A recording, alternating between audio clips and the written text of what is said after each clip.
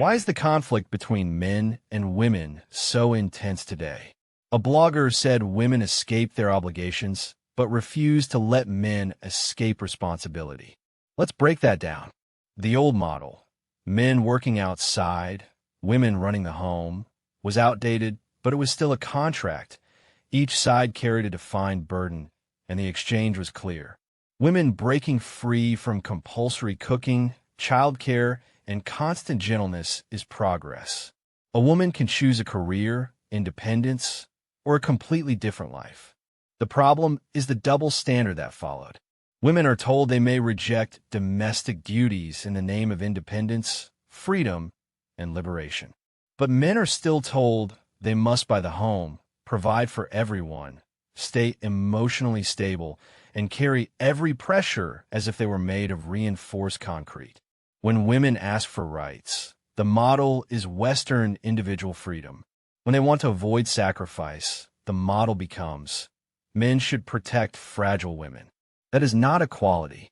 It is a selective game in which one side claims the rights and assigns the obligations. Men are expected to remain NPCs in someone else's story. Young men have noticed, if one partner takes on no family obligations, why should the other carry the entire household alone? If you want absolute independence, I may want absolute ease. That is not laziness.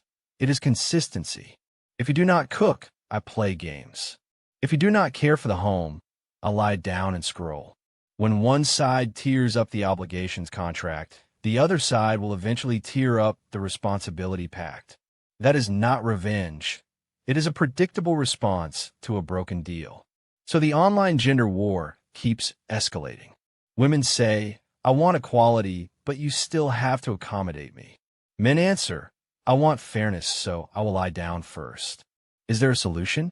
On today's internet, not while everyone avoids the painful truth.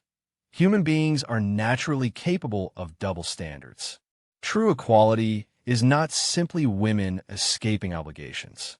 It means women can choose not to do something while also allowing men the same choice. True respect means seeing men who are crushed by mortgages and drained by exhausting work culture.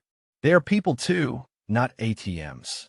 If we discuss rights through Western freedom, but discuss sacrifice through tradition, the issue becomes an absurd farce instead of a solvable problem.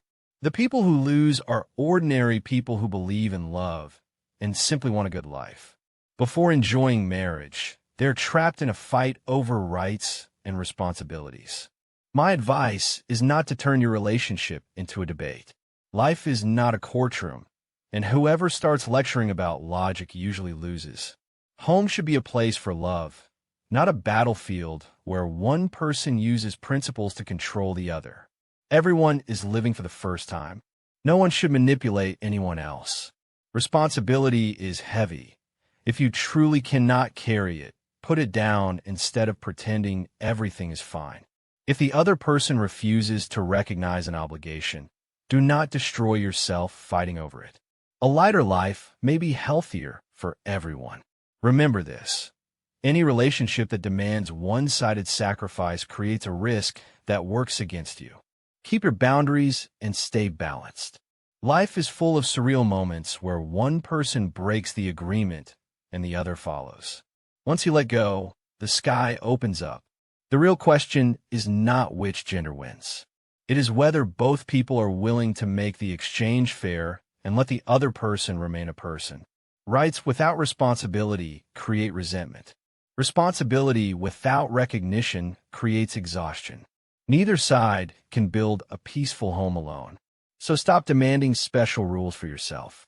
If freedom matters, make it mutual. If sacrifice matters, make it mutual too. That is the real reason the conflict keeps growing, and the only direction in which it can begin to shrink.